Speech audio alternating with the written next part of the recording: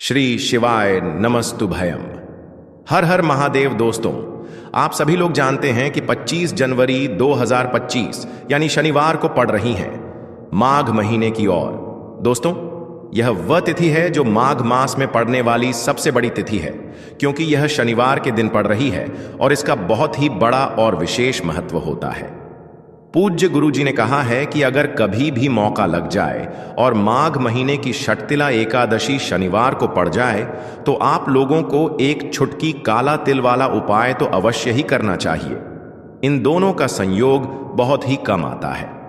इसी के साथ में गुरु जी ने अपनी शिव पुराण कथा में बताया है कि इस दिन आपको एक छुटकी काला तिल का उपाय तो आपको अवश्य ही करना चाहिए, क्योंकि ऐसा दिन पूरे साल में सिर्फ एक ही बार आता है।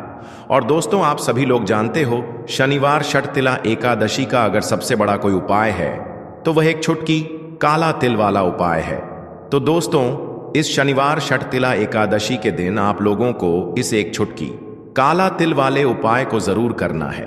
बहुत सारे लोग होंगे जिन लोगों ने इस उपाय को ना किया हो, मतलब पूरा साल निकल गया, उन्होंने किसी भी दिन इस एक छुटकी काला तिल वाले उपाय को ना किया हो। पर दोस्तों, आपके पास एक आखिरी मौका बचा हुआ है जो कि 25 जनवरी के दिन है। तो इस दिन आप लोगों को इस वाले उपाय को जरूर कर लेना है।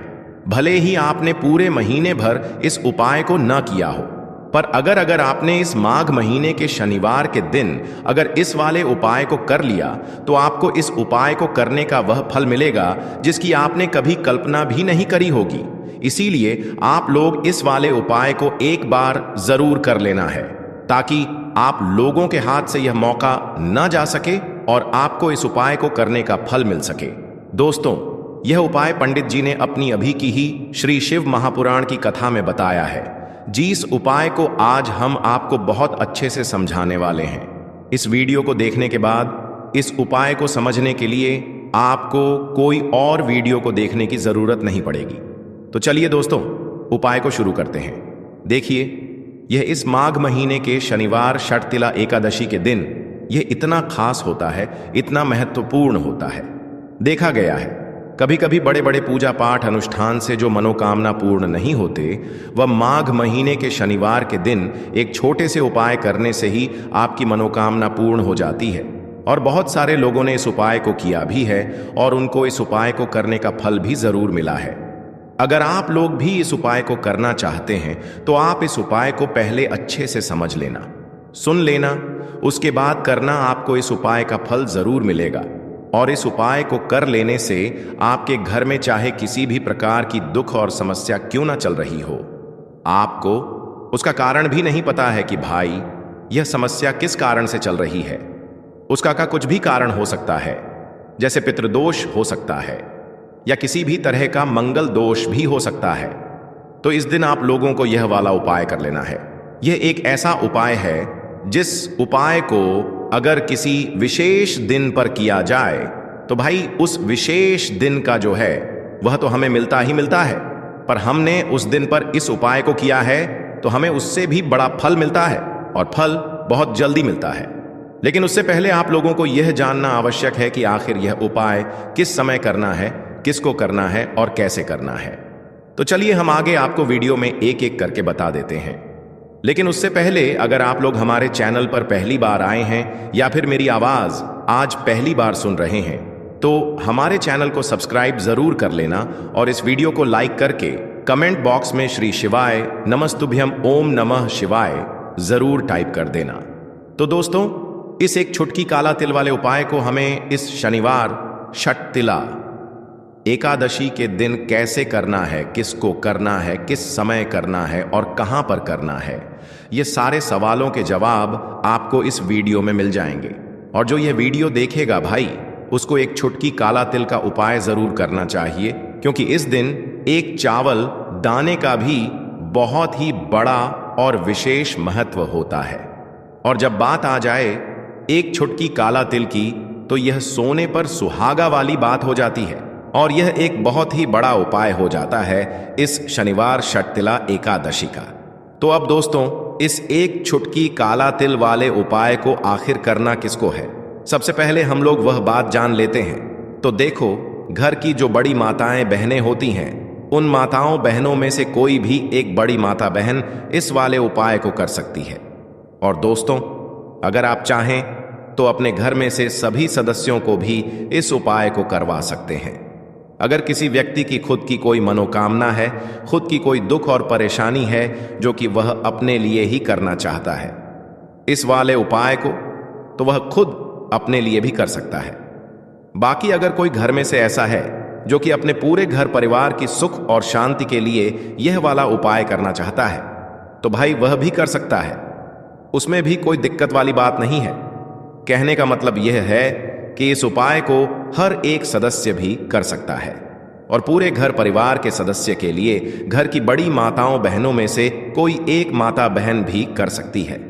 माताएं बहनें अगर घर में उपस्थित ना हो या वह यह वाला उपाय ना कर पा रही हो, तो फिर घर का कोई बड़ा सदस्य भी इस एक छुटकी काला तिल वाले उपाय को कर सकता है, चाहे फिर वह पुरुष ही क्यों ना हो। उसमें कोई भी दिक्कत वाली बात नहीं है। अब दोस्तों, इस एक छुटकी काला तिल वाले उपाय को हमें करना कहां पर है? हमें इसे शिव जी के मंदिर में जाकर करना है। बहुत सारे लोग प्रश्न करते हैं, हर एक उपाय को करते समय क्या हम इस उपाय को घर पर कर सकते हैं? तो इस वाले उपाय को आप घर पर नहीं कर सकते हो। इस वाले उपाय को करने के लिए आपको शिव जी के मंदिर ही जाना पड़ रहेगा।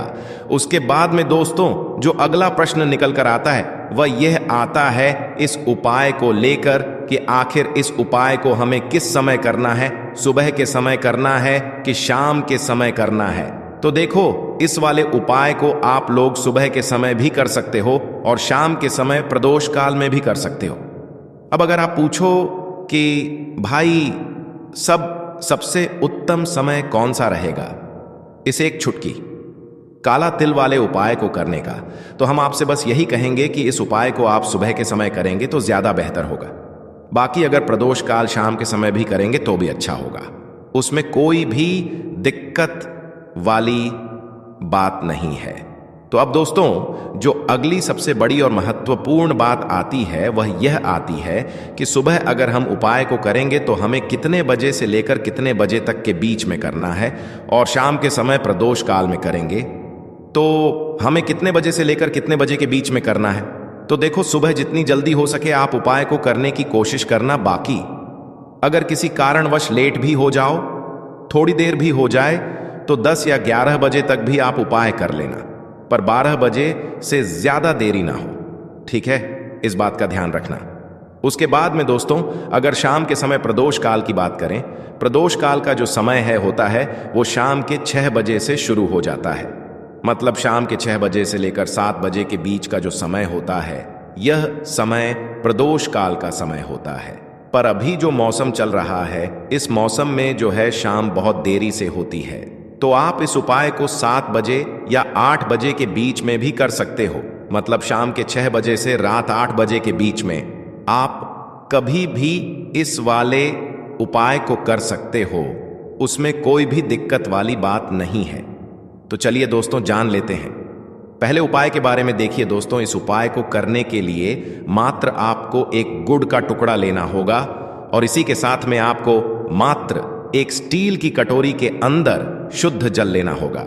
देखिए दोस्तों, सबसे पहले तो आपने जो स्टील के पात्र के अंदर जल लिया था, इसमें आपको जो गुड़ का टुकड़ा है इसे डाल देना है, यानी कि आपको गुड़ से युक्त जल तैयार कर लेना होगा। अब दोस्तों, इस प्रकार से यह जल तैयार करने के बाद इससे आपको लेकर के पहुंचना है तुलसी जी के पौधे के पास में। देखिए, आप यह जो उपाय है इससे अपने घर पर जो तुलसी जी का पौधा है वहां पर भी कर सकते हैं। घर पर तुलसी जी का पौधा नहीं है तो मंदिर में जो तुलसी जी होती है वहां पर भी आप यह उपाय कर सकते हैं। देखिए दोस्तों, सबसे पहले तो आपको जो अपने गुड़ वाला जल तैयार किया है इसे अपने सीधे हाथ की हथेली पर लेना है और आपको ओम नमो भगवते वासुदेवाय इस मंत्र का जाप करते हुए आपको जो अपना नाम है और अपनी गोत्र है उससे 7 बार बोलना है और यह जल आपको तुलसी जी की जड़ में अर्पित करना है। आपको प्रार्थना करनी है कि हमारे जीवन से जो भी धन की समस्या है वह दूर हो जाए और माता लक्ष्मी की कृपा सदैव हमारे ऊपर बनी रहे। इस प्रकार से आपको कामना करनी है और ऐसे शुभ भाव को रखते हुए आपको यह जो जल है इसे तुलसी जी की जड़ में समर्पित करना है। देखिए दोस्तों, एकादशी पर इस प्रकार से गुड़ वाला जल समर्पित करने से आपके जीवन में कभी भी धन की समस्या नहीं होती है।